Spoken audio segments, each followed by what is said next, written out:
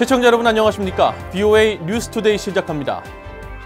미국에서는 재향군인의 날 베테랑스 데이를 맞아 한국전쟁에 참전한 노병과 희생용사들을 추모하는 기념행사가 열렸습니다. 도널드 트럼프 대통령은 참전 용사들의 희생은 미국 번영의 토대가 됐다면서 그들을 보호하고 섬기는 일은 미국인의 책무라고 강조했습니다. 첫 소식은 안소영 기자의 보도입니다.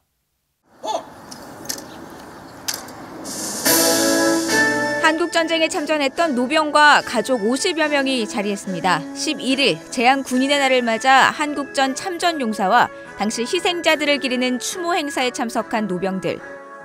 90을 넘긴 노병들에게 때론 잊혀진 전쟁으로 불리는 한국전쟁은 여전히 어제 일처럼 생생하게 기억되고 있습니다. I don't have any trouble with it because so many reminders. We had to go, so I went without any negative attitude toward it, and so I did my share and came home. I made it home okay.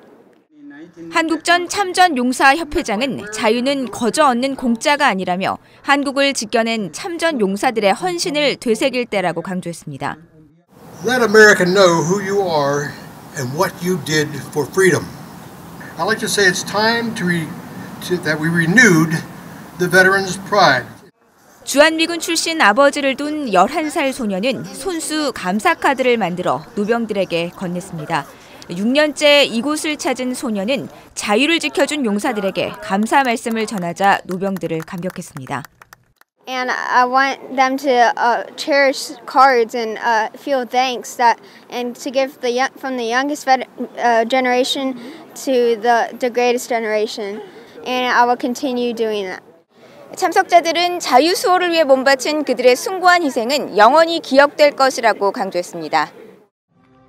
앞서 뉴욕에서 열린 재향군인의 날 기념식에서는 도널드 트럼프 대통령이 참석해 미국의 번영은 자유의 이름으로 한국전쟁 등에 참전한 재향군인들의 헌신이 있었기 때문이라고 밝혔습니다.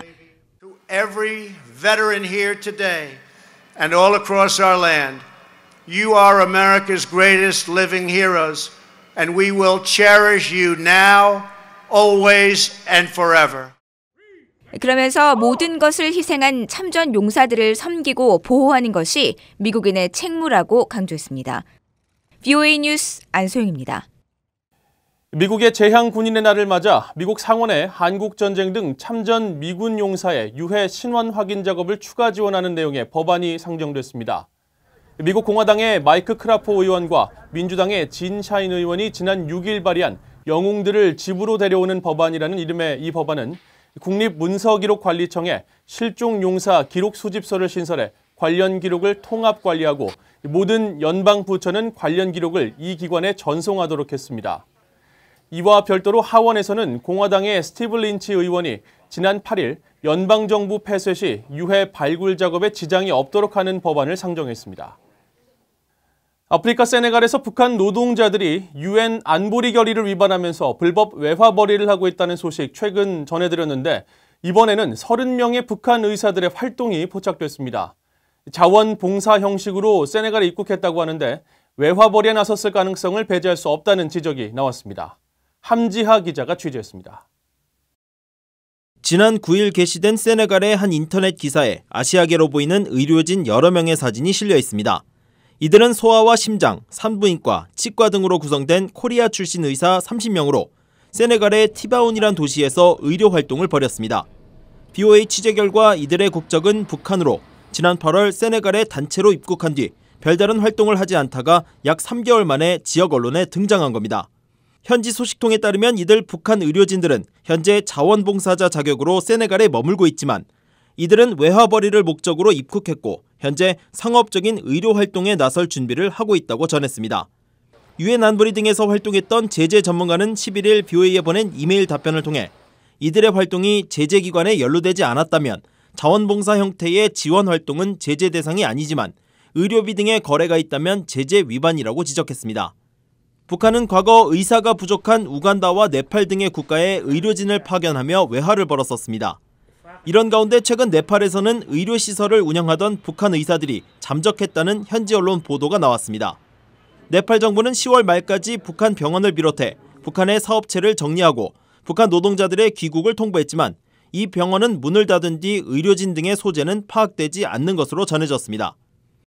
유엔 안보리는 대북 결의를 통해 북한 노동자들의 입국과 노동허가증 갱신을 금지했습니다. 또 다음 달 22일까지 모든 북한 노동자들이 북한으로 되돌아가야 한다고 규정했습니다. VOA 뉴스 함지아입니다. 미국 국무부가 다음 달 22일까지로 예정된 북한 노동자 송환에 대한 유엔 회원국들의 적극적인 참여와 이행을 다시 한번 촉구했습니다. 국무부는 유엔 회원국들의 북한 노동자 송환 이행 보고서 제출이 미비한 것과 관련한 VOA의 논평 요청에 모든 유엔 회원국들이 안보리 결의를 준수할 것을 촉구한다고 밝혔습니다. 유엔 안보리는 대북 결의 2397호에서 유엔 회원국들이 오는 12월 22일까지 자국 내 모든 북한 노동자들을 송환하도록 명시하고 지난 3월까지 이에 대한 중간 이행 보고서를 제출하도록 했습니다.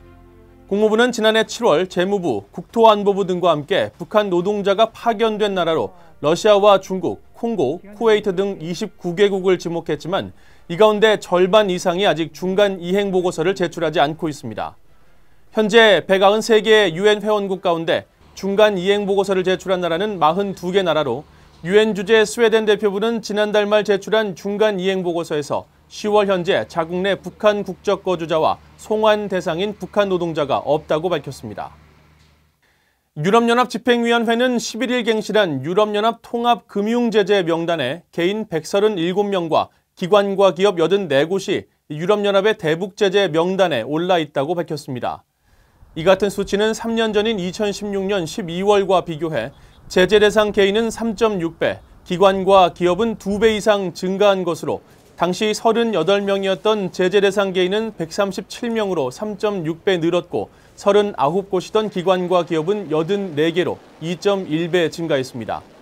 이는 북한의 계속되는 탄도미사일 발사와 핵실험, 대륙간 탄도미사일 ICBM 발사 등과 관련해 유엔 안보리가 2017년부터 북한에 대한 제재를 대폭 강화한 결과로 풀이됩니다.